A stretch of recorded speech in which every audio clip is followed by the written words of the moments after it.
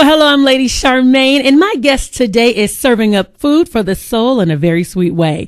They are the cast of the new Oprah Winfrey Network hit show, Welcome to Sweetie Pies. And I want you to help me welcome today Miss Robbie, Tim, and Lady Jenae to the show. Hello, everybody, and welcome to the show.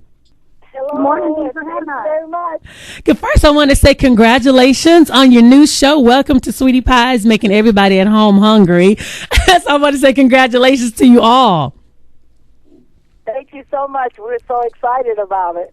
Now, do you kind of feel like now that the show has aired, and I know you probably do, Miss Robbie, but everyone else now, do you all feel like local celebrities now in St. Louis?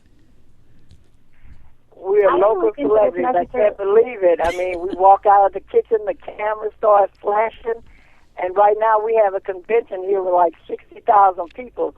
So they're really working it. I mean, we're taking pictures, smiling, hugging, which we enjoy doing it, but it couldn't have happened at a better time.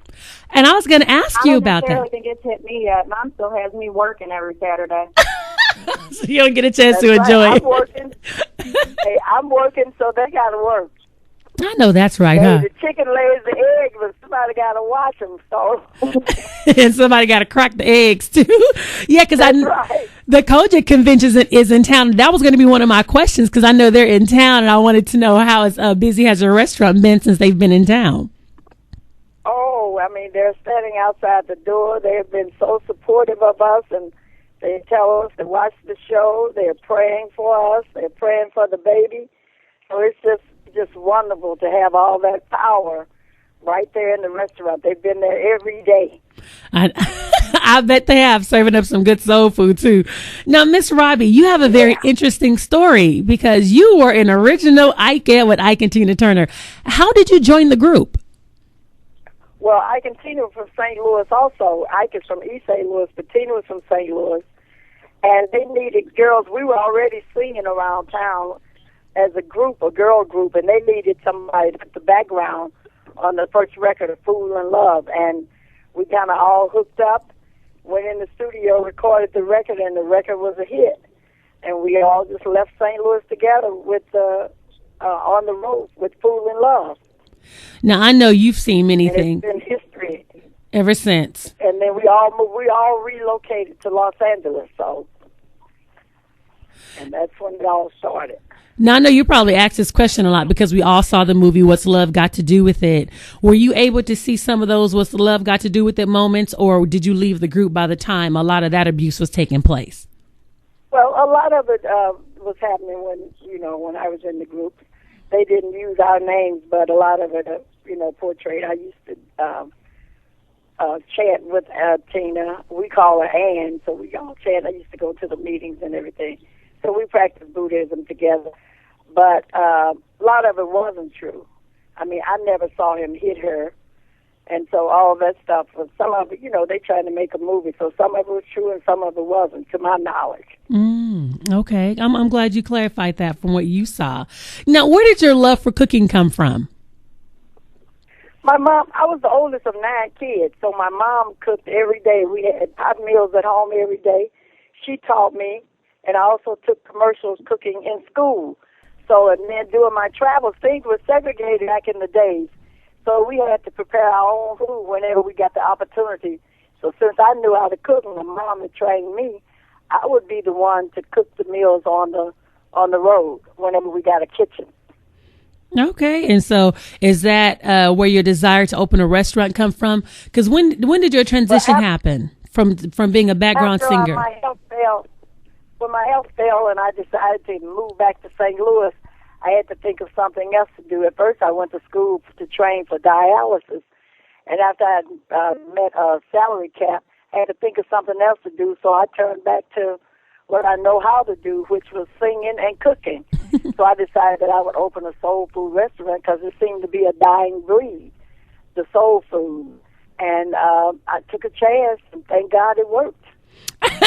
Oh, yes, it did. And now look where you are on the Oprah Winfrey Network. And it's funny because the first night your show aired, okay, this is what you get when you watch Welcome to Sweetie Pies hungry. My husband and I were watching Welcome to Sweetie Pies. We were hungry. We hadn't eaten yet. And then we saw the chicken frying. So my husband decided he wanted to be Sweetie Pie and fry some chicken. Talking about he trying to make his chicken look like yours. Right. It wasn't close at all, but we tried. Well, that's all right. Well, when you come here, we'll give you some. So just to let you know, your show's a little contagious. Thank you. It's good to know. You're welcome. And now this question is for you, Tim. Tell me about how did the whole Oprah Winfrey Network and you all partner to do a television show? Well, actually, I just had a feeling it would work. I mean, a lot of customers come around and watch us. My mom and I pick her back and forth, and I chase her around the restaurant. She chased me around, and it's just a funny atmosphere, kind of like a Cheers, the television show Cheers, but basically within a restaurant. And so I wrote the concept up, and I took it to a lot of colleges and universities around town. Anybody with a film department, and everybody looked at me like a black show with nobody fighting and popping champagne bottles. This ain't gonna work. So eventually, I met the right people, a group called Cool Fire Media here in St. Louis, and they liked the idea. They came down and watched us, watched the restaurant. And they took the concept out to California, and somebody picked up on it. It just got passed along, and Oprah got her hands on it. See, that's a very wise woman. Very smart. It's almost a miracle. Yeah, it was. Now, when it wasn't even a 2-month process. From when I met this particular group of people, it wasn't even 2 months. They had the show, it was long. Now, question, when you got the phone call and Oprah Winfrey Network said they were willing to pick up your show, what was your reaction? I got to know. I was in Texas at a barbecue university. So I was in class. My phone starts blowing up with text messages, right? So then they told me I had to fly back. So I left out of class to call Mom. Mom said, "Shut up, you lying." I said, "Mom, I'm not lying." She said, "Boy, quit playing with me." So I had to call the other guy. I had to call one of the other people on Freeway, but she didn't believe me. She thought I was lying. Right. I mean, it was like, in the first place, I did it because Tim wanted to do it. It was like, I'm out of show business, so I'm just doing it because to support him. And then when he said that, I'm like, this boy might know something. But Miss Robbie, I know that feeling because I remember there was a national television show looking for a new co-host, and I never forget when I got the call when I was at work, and they had chose me as one of the finalists to replace a well-known host. And I thought my husband was like, I felt the same way. I'm like, don't be playing with me. I'm at work. I don't have time for none of this. He was like, no. And my husband doesn't play like that at all. So he's not like a jokester in that type of way. And before I knew, I hung that phone up. I screamed all throughout the store. The people thought I was crazy. They had no idea what I was talking about, but just to be chosen was a blessing. But it took a minute like you. Y'all don't have time to be playing. It's almost, and then at first they told us we couldn't say anything about it. So we had to hold this in. But when we get by ourselves, Tim was like, Oprah. And I know that feeling.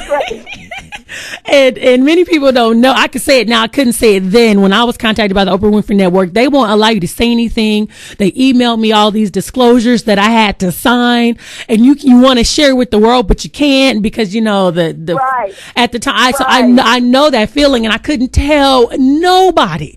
I mean, I had to bite my tongue. And I wanted to tell my church family. You want to rejoice, but you can't. Right. But you can't, right? But Tim, when we get behind doors, you're like, Oprah. And I'm like, get on out of here. So it was really funny, and to have to keep it in was even more. I know the feeling. Well, what a blessing! And I want to know your patrons. And do they know that you're filming in advance? And do they have to sign waivers, or do they just come in as regular customers? They know in advance. They have the sign on the window, and then the ones that they kind of talk to, they have to sign it like a release form. Okay, so okay. They do know in advance. Oh, that's good. So you're going to be on camera when you come into the restaurant, because I see some people's faces are kind of blurred out. So I guess those are the ones that didn't sign the waiver. Right. Okay. Now, Tim, if you're on the line, and Miss Robbie, for both of you, how do you deal with cousin Charles and his poor work ethic, knowing he doesn't want to work? How do you deal with that? Charles drives me crazy. That is not an act. Me and him, we got a love, more hate relationship. He came in yesterday with his little coat. He came in, little coat on. We were packed. I mean, everybody's sweating. We got food covered all over. I mean, we're just working our butt off. Charles walks in, goes right and grabs him a plate of food, starts taking a couple pictures. He did not lift a finger to want to help me, but I'm like, man, you get your ass out of here. So I'm going to kill him. Get away from me, Mom. You better kill him before I do, Mom.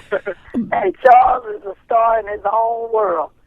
His own world. He just doesn't believe that things are different. So he's going to see, right now we got him suspended, and he's out putting in applications to see what it is in the real world. Wow. It seems like every family has one of those. Everybody got at least one. And he's soaking up all the fame. Well, if you're just tuning in, we are talking to the cast of Welcome to Sweetie Pies, a new show that's airing right now on Saturdays on the Oprah Winfrey Network. Now, Tim and Jenae, question for you. How is your son doing? Jenae? You know what? Right now, he's doing a lot better than he was before. He was born at 27 weeks, exactly. So he's had some respiratory distress issues. He's had a couple of different things going on, but he is definitely on the upswing. So we're just so grateful for all the words of encouragement and prayer that everybody's been giving us. But he's definitely on the upswing, and we're looking forward to getting him home. The one thing I like about Welcome to Sweetie Pies, it is so real to life because I watched the show with my husband. And as I was sharing with Miss Lana, last Saturday, the episode touched my husband and I because my daughter was born at 25 weeks at 1 pound. And oh, wow. So I know when you go into the hospital and then the doctor tells you, okay, you're going to have to stay in the hospital for the duration of the pregnancy. Then they come back and tell you, well, we got to deliver the baby tonight. So that really messes you up because now I was getting used to, okay, I got to sit here for 3 months. Then you come back, we got to take the baby by cesarean section. So then you got to wrap your mind around that. Then they kind of tell you all the things that happen that go along with having a preemie, and then being in the isolate. I can remember the baby being in the NICU, the isolate that your baby was in with the light, and only thing you can do is touch the baby. I relate to you and Tim so well, Jenae, when you were crying and you were saying, you feel guilty. I knew all those emotions for 3 months going back and forth to the hospital. I want to know, what are you doing to help cope through this whole situation with your son? I honestly feel like I lean on Tim, I lean on Robbie, my mom and dad, and that's probably the thing that's helped me the most through it. When he has good days, I feel like I have good days. If he has a bad day, then it might not be that great, but I just know everything's going to end up working out the way that it's supposed to because I just kind of let go and let God. Mm-hmm. And that's just the way that we've been thinking about it from the very beginning. But, Tim is my rock. He's there for me. I might give him a little bit of grief every once in a while about him not being there enough or whatever, but at the end of the day, he's the one that really helps me stay strong. So we've got to be strong for Timmy, so we really don't have a choice. Mm-hmm. I know that feeling. Go ahead. I must say that Jenae stays at the hospital 24/7. She's been there every night sleeping on that sofa, and her mom and dad is a godsend. They come in from out of town and stay at the hospital, to give her a break. Tim and I basically are working. I go down when I can if I'm needed. But actually, Jenae is a godsend mother. Tim couldn't have found a better person. She sleeps on that sofa 24/7, and it's been quite a while. So, my hat's off to her, thank God, because, like I say, Tim couldn't have gotten a better person to have his first child by. And Jenae, I love my little grandbaby. Hey, he's such a fighter. I gave him a street name, TJ. Because he is fighting. So, and the people from the Church of God in Christ gave him money. I had him sign it. So he's already got his first money. He's on his way. I know that's right. And I'm not sure if you all were like we were, but when my daughter finally got to 2 pounds, we had a party. We celebrated because people do not realize every ounce that your child gains, it's not even about pounds. It's about ounces. We were celebrating. And then once she got to 2 pounds, that was a huge victory for us because I had never heard of a NICU until I had my daughter. And when she was in there, that was a whole new world for us. And so we're definitely, praying for you. We know exactly what you're going through. And again, I want to just let you know our thoughts and prayers are definitely with you. Tim, as a male and having to work with your mom and knowing your baby's in the hospital, how do you deal with the situation? Tim? I'm sorry, one more time. Can you hear the question? I said, being the male and you having to work as you work with your mom and also having a baby in the hospital, how do you deal with the situation? How do you cope with it? Because men kind of cope differently from women. Well, yeah, I mean, I do cope much differently than they do because they're more, with Jenae, she's there with the baby all day long, and she literally has a notepad. She's on her computer and iPad all day looking up stuff the doctors tell her, you know. I mean, she's on every little technical term, you know. And mom's kind of, she's more mom's real prayerful, and, you know, sometimes everybody has kind of a sad undertone to them, and I'm kind of the opposite. I try to stay upbeat and try not to look at it like the baby's sick or, you know, he's in peril, because, I mean, I try to keep a positive attitude out of everybody. So, sometimes they fuss at me because they think I'm not concerned, but it's not that I'm not concerned. It's just I have a different my faith is to the point where I know it's going to be all right. So I look at it like me. It's just waiting. It's just a time thing. I have complete mother faith that he's going to be fine. He's going to be coming home. We just don't know exactly when it's going to be. So sometimes they might be a little upset with me because I'm not out with my emotions for a sad emotion about it, but I'm emotional, but I'm just more. I'm joyful on the inside. And that's good. You know, and that's good. Right, it is. That's what's going to keep you going through. I just shared my testimony yesterday at church because when you have a lady never knew that my daughter was in the NICU. She never knew what room I was coming from because I always looked happy. So one day she asked me, she said, "Where are you coming from?" "Coming down the hall." I said, "I'm coming from the NICU." She said, "You don't look like the people that come out of that room." She said, "I had no idea where you were coming from every day." But because my attitude and disposition was different. And I never looked at my daughter being in there as sick. I just said she was just born early. That's all. But I never looked at it as sick. And then to finally bring her home. And I'm not sure if you guys have done this already. Did you have to buy clothes for your son from the toy department, from the baby doll department? Because he was so small. We were actually really fortunate. Yeah, we were fortunate. We were able to buy some of our stuff just preemie, and it may have been a little bit big on him in the beginning, but now he's grown out of his preemies. He's out of his newborn clothes, so we're working on getting him up to that 0 to 3 months. But we are very fortunate to be able to get stuff from the stores. Oh, that is great. I had to go to Toys R Us to the baby doll department because nothing could fit her, and those clothes were still too big. So you guys are good. She didn't wear big people clothes for a while.